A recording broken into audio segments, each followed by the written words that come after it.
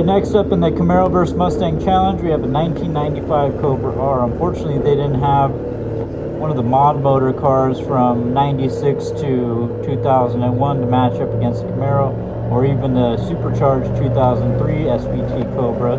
So we got this 95 Cobra R, 351 cubic inch, 300 horsepower, 490 foot-pounds of torque. We're going to see how this thing goes around the German nordschleife tourist track. 6,800 RPMs, full throttle acceleration here. Around a mid 5, 0 to 60 time from the factory.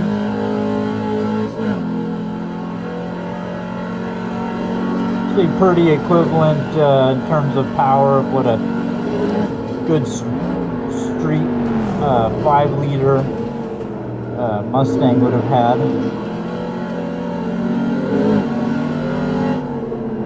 So far it feels like it doesn't have a diff in the car. It has like a one-legger, so it's only spinning one tire coming out of the corner.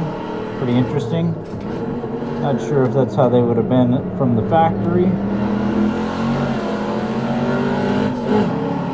It doesn't seem to want to oversteer too bad on corner exit because of that. Decent turn in.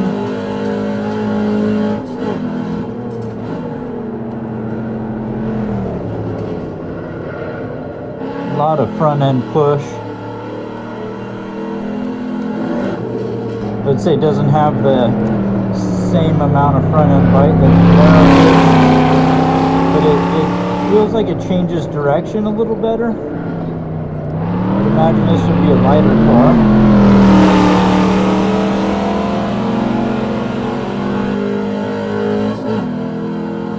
The gearing in second and third feel pretty good.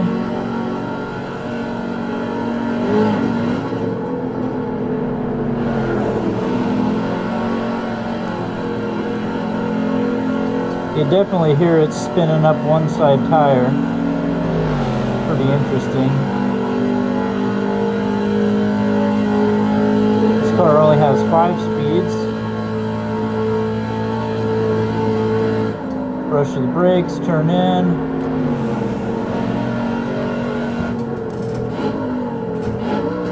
Down to third.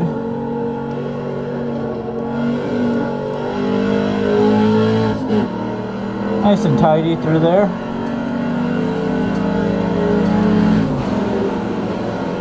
I really wish they had one of the modular motor cars, but this will have to be.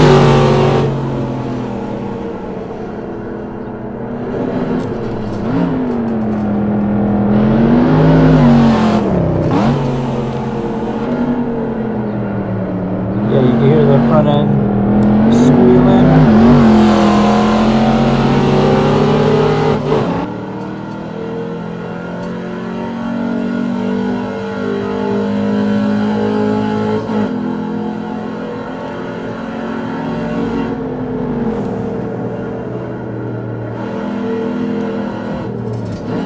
Definitely doesn't have the front end bite as a Camaro.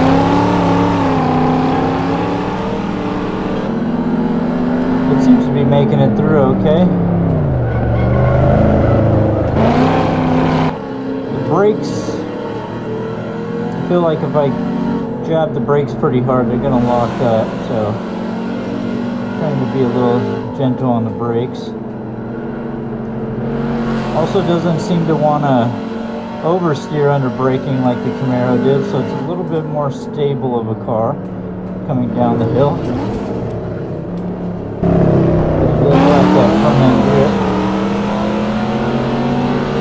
And no oversteer on throttle application, which makes the car a little more fun to drive.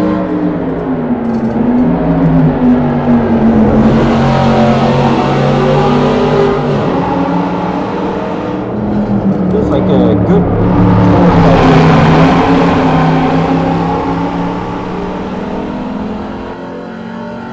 stay in the power band around that 4,500 to 6,800 range. Feels a little flat up top. Once you get it past 6,500, Here you can see the diff doing something weird. I imagine it's spinning one side tire.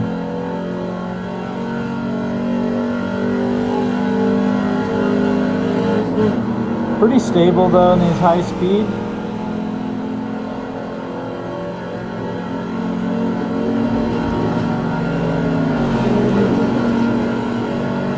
I'd say not as nervous as the Camaro, just due to that rear end diff, where it's not allowing the car to oversteer on power, which is much more fun to drive, to kind of play with.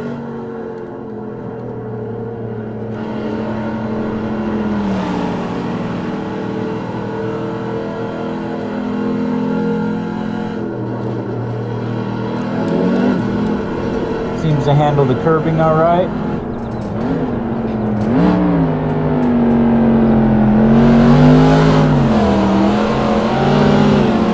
Yeah, and you could hear it spinning that back wheel up. Kind of a bummer for that.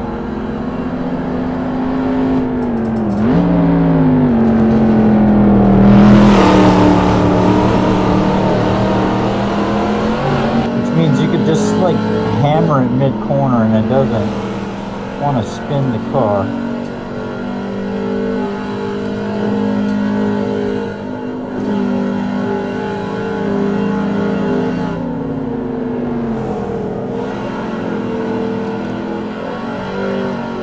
It doesn't really help rotate the car when you need it. Like here, it'd be nice to get on the power and rotate the car a little bit, but that one legger holding it back.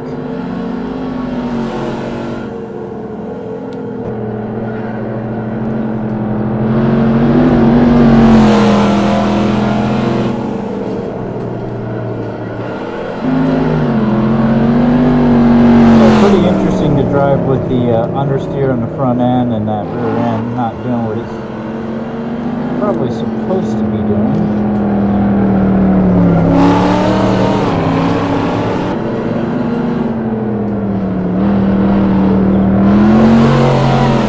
Not as good of a sounding car as the LS engine in the Camaro, in my opinion, in the Sim for sure.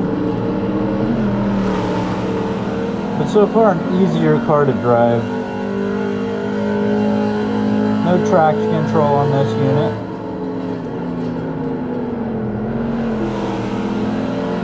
It's crazy to think how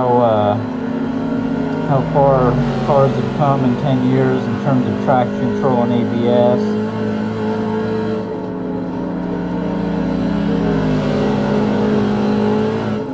I'd say the Camaro has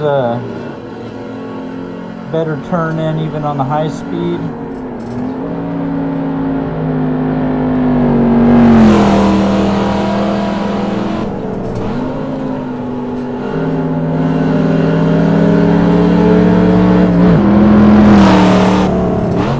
I really expected this gearbox to be worse than what's in the Camaro. However, the Camaro is almost like fifth gear seems to be 1-to-1 or possibly an overdrive gear, and 6 you never use, so you're only really using 2 through 4 here.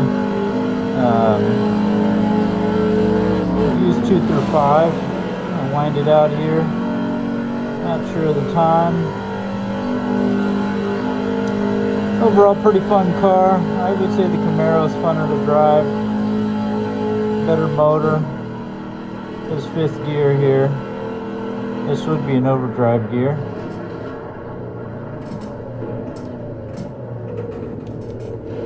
Alright. We'll check on the time.